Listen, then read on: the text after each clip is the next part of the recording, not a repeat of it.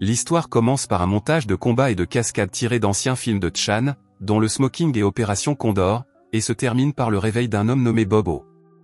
Le plan suivant montre ses voisins commençant leur journée. Gillian et ses 3 enfants, Nora, la plus jeune et très féminine. Yann, geek et intelligent, et Farhan, l'aîné et un adolescent stéréotypé, sont tous occupés à une routine matinale normale.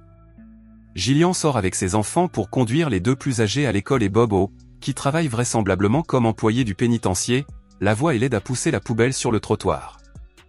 Les 2 hommes se montrent romantiques, mais les 3 enfants s'y opposent clairement, car ils pensent que Bob est un air et qu'il est inintéressant. Lorsqu'il entre dans son bureau secret, Bob se change rapidement et se prépare à sa mission. Il s'avère que Bobo est en fait un agent secret de la CIA prêté par les services secrets chinois. Après s'être préparé, Bob fait équipe avec son collègue Colton James et tous 2 se faufilent dans une raffinerie de pétrole américaine où des activités suspectes ont été signalées. Bob et Colton se déplacent silencieusement à l'intérieur de l'installation, éliminant les gardes un par un. Après avoir affronté les hommes de main, Bob se retrouve face au principal méchant, Antonarch. Le combat est intense et Bob utilise ses mouvements rapides et son intelligence pour prendre le dessus. Après une bataille acharnée, Bob parvient finalement à arrêter Poldark, accomplissant ainsi sa mission avec succès. De retour à son poste de travail, Bob informe son équipe qu'il prend officiellement sa retraite en tant qu'agent de la CIA afin de pouvoir enfin se poser et vivre une vie normale avec sa future famille. Il commence à retirer son matériel d'espionnage et à faire ses valises, mais son coéquipier Glass lui dit en plaisantant de garder sa montre spéciale, laissant entendre qu'il pourrait encore en avoir besoin. Bob se rend ensuite chez Gillian, où il la trouve avec les enfants dehors en train d'essayer de faire descendre leur chat du toit. Dès que les enfants plus âgés voient Bob arriver, ils froncent les sourcils et retournent à l'intérieur, visiblement peu heureux de le voir. Nora, la plus jeune, est toujours dehors en train d'appeler son chat. Voyant la situation, Bob entre rapidement en action et utilise ses talents d'espion pour grimper sur le toit et ramener le chat en toute sécurité. Nora est surprise et impressionnée par la facilité avec laquelle il s'en sort. Pendant ce temps, Colton et Glass découvrent que Dark a réussi à s'échapper et soupçonnent immédiatement qu'une taupe au sein de l'agence l'aide. Dark est introduit clandestinement dans sa cachette, où il est chaleureusement accueilli par sa fidèle assistante, Tatiana. Il veut qu'elle l'aide à recréer une formule liquide spéciale qui lui permettra de mener à bien son dangereux projet. Le lendemain matin, Bob organise un pique-nique, espérant que le fait de passer du temps ensemble aidera les garçons à s'apprécier. Alors qu'il se prépare, Bob reçoit un appel de Colton. Ce dernier l'informe que Poldark s'est finalement échappé et qu'il est de nouveau en liberté. Il demande également à Bob une dernière faveur, l'aider à entrer dans un important dossier criminel. Bob accepte d'aider Colton et se rend dans son laboratoire informatique secret, habilement caché derrière les armoires de la maison. Il commence à déchiffrer le fichier codé, en essayant de trouver la clé qui l'ouvrira. Mais avant qu'il ne puisse aller trop loin, on sonne à la porte. Gillian arrive, l'air stressé. Elle doit quitter la ville pour quelques jours et a l'intention d'envoyer les enfants chez un parent. Voyant là une opportunité, Bob propose de s'occuper lui-même des enfants. Gillian hésite mais accepte, curieuse de savoir comment ses enfants vont le traiter. Comme prévu, les enfants ne sont pas contents du tout. Alors que Bob commence à emballer ses affaires pour emménager dans la maison voisine, les enfants en profitent pour fouiner dans sa maison et essayer de découvrir quoi que ce soit d'embarrassant ou d'étrange. Yann parvient à s'introduire dans l'ordinateur de Bob et y trouve un fichier mystérieux. Pensant qu'il s'agit d'une vidéo de concert rare, il la télécharge sur un disque pour impressionner ses amis. Mais il est loin de se douter que le fichier contient en fait une formule confidentielle impliquant une bactérie secrète. Pendant ce temps, Dark et Tatiana se rendent compte que le fichier a été consulté et téléchargé sur un autre appareil. Ce soir-là, le chaos règne chez Gillian. Bob s'efforce de maîtriser les enfants qui se disputent, mente sur les règles du coucher et refuse d'écouter. Nora court dans toute la maison en jouant au chat et à la souris avec Bob, refusant de dormir. Finalement, Bob parvient à les calmer et à les mettre au lit.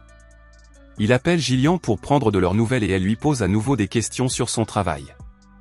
Bob lui répond qu'il lui expliquera tout à son retour. Le lendemain matin, Bob essaie de préparer le petit déjeuner pour les enfants, mais cela ne se passe pas bien. Après ce désastre, Bob emmène les plus grands à l'école et se rend compte qu'il doit distraire la petite Nora pendant leur absence. Dans la cachette secrète de Dark, les choses s'enveniment. Il n'est toujours pas satisfait de son déguisement, mais c'est le cadet de ses soucis. Il teste la formule spéciale en versant sur une flaque d'huile. Le liquide dissout immédiatement l'huile et les chaussures de Tatiana, qui sont en plastique. Dark est satisfait. La formule fonctionne et il ne reste plus qu'à trouver qui l'a volée. À la maison, Bob décide d'avoir une discussion sérieuse avec Yann. Il lui dit qu'il n'a pas besoin de mentir pour affronter les brutes et qu'il est assez fort pour se défendre. Bob promet de ne pas raconter de mensonges à Gillian si Yann promet d'arrêter d'en inventer. Ce soir-là, Bob est complètement épuisé d'avoir couru après la petite Nora hyperactive. La petite fille s'endort finalement après qu'il lui ait chanté une berceuse chinoise. Bob, épuisé, appelle son ami Colton et lui demande de lui envoyer des gadgets d'espionnage pour l'aider à s'occuper des enfants. Avant d'aller se coucher, Bob installe des mannequins et des caméras de sécurité dans toute la maison. Le lendemain matin, les choses se passent beaucoup mieux avec le matériel d'espionnage. Il s'en sert même pour préparer le petit déjeuner. Les enfants essaient de faire une farce à Bob en l'enfermant à l'extérieur de la maison, mais il se faufile à l'intérieur comme un pro et les surprend. La journée se passe dans la bonne humeur et Bob a enfin l'impression d'apprendre à être parent. Plus tard dans la soirée, Bob trouve Farhan assise seule sur le toit, déprimée. Il la rejoint et ils ont une conversation à cœur ouvert. Farhan raconte que sa vraie mère est morte et que, sans son père, elle ne se sent pas à sa place dans cette nouvelle famille. Bob l'écoute poliment et, à la fin de leur conversation, Farhan se rend compte qu'il n'est pas si mal. Avant de partir, Bob propose d'installer un grillage de sécurité autour du toit pour la protéger. Pendant ce temps, Tatiana retrouve enfin l'endroit où la formule secrète a été jetée. Le lendemain matin, Bob aide Yann à renouveler son style pour impressionner les filles de l'école. Il lui donne également un disque de musique spécial qui ne manquera pas d'impressionner ses camarades de classe. Et ça marche. Une jolie fille remarque immédiatement Yann. Mais pendant que Yann est à l'école, des agents russes font une descente dans la maison de Bob. Après avoir fouillé partout, ils se rendent compte que la formule a été sauvegardée sur un disque amovible, celui que Yann a apporté avec lui. Tatiana ordonne aux voyous de capturer Bob, mais de ne plus lui faire de mal. Ils doivent savoir qui d'autre connaît la formule. Pendant que Bob se bat contre les agents, Tatiana poursuit la petite Nora. Bob bat les gangsters et capture Nora juste à temps avant qu'elle ne tombe dans la piscine. Réalisant que sa vie secrète met sa famille en danger, Bob va chercher les enfants à l'école et les emmène dans un restaurant chinois. Il contacte Colton par le biais d'une ligne de communication secrète. Pendant qu'ils attendent, les enfants rencontrent un charmant adolescent nommé Larry, qui prétend être un étudiant ordinaire. Bob n'est pas sûr de lui et commence à lui poser des questions personnelles. Soudain, sans réfléchir, Bob passe au russe et Larry lui répond en russe. Il révèle sa véritable identité et Bob demande au garçon de se cacher. Une bagarre éclatée, après une brève lutte, Bob utilise une chaise pour jeter Larry hors du restaurant. Les garçons, choqués par la bagarre, s'approchent de Bob et lui demandent des explications. Bob admet qu'il est un agent secret de la CIA, mais les garçons ne le croient pas. C'est alors que Glaz, le patron de Bob, arrive, mais il est seul, ce qui rend Bob nerveux.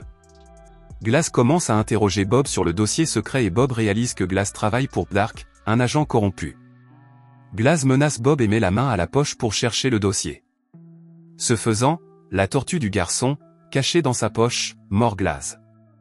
Maintenant que Bob a gagné la confiance des enfants, ceux-ci commencent à croire qu'il pourrait être un véritable espion. Bob fait sortir les garçons du restaurant et il quitte la ville, se débarrassant ainsi du dispositif de repérage utilisé par Larry et Glaz pour les suivre. Bob reçoit un appel de Colton, qui l'interroge sur le dossier.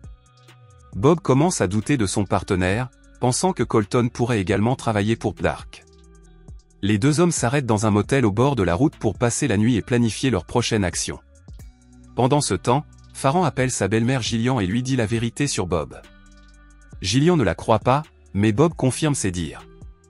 Il s'excuse d'avoir mis les enfants en danger. Gillian est choqué et se précipite à l'aéroport pour retrouver sa famille.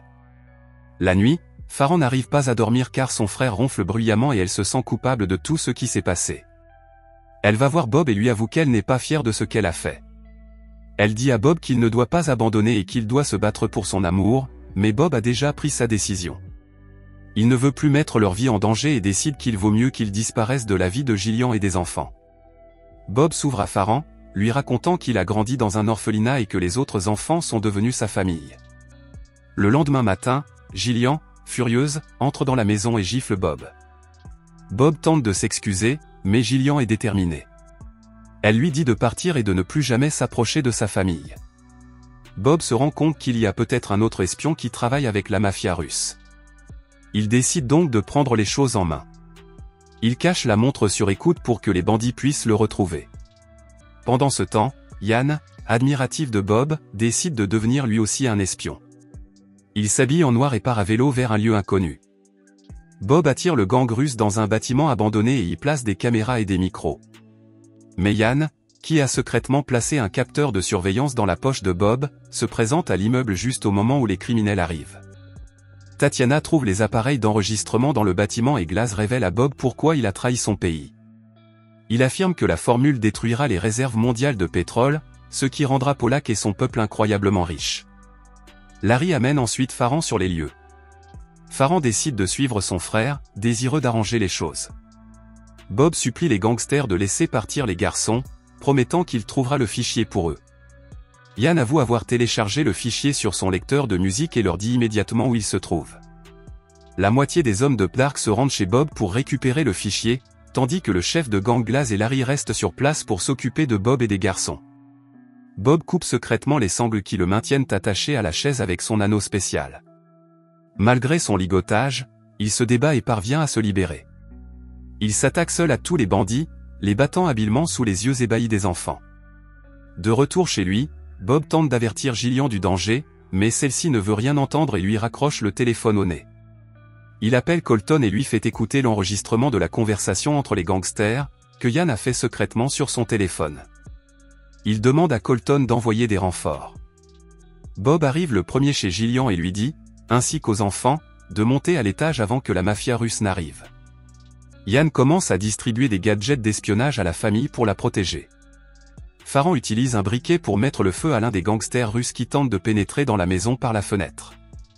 Les gangsters parviennent à pénétrer dans la maison et Bob les combat à l'aide de tous les outils qu'ils trouvent. À l'étage, les garçons se battent également à l'aide de gadgets d'espionnage. Gillian aide Bob à assommer l'un des bandits avec une porte. Par la fenêtre, Farran voit Paul Dark et ses associés s'approcher.